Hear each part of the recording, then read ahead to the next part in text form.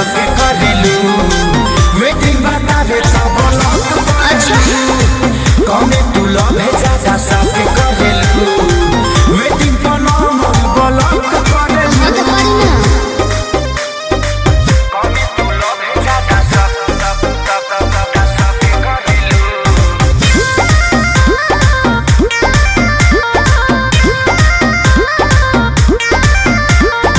बिहार नया हर तो हमरा से करेला लागत यार सुनो दूसरे पमारेला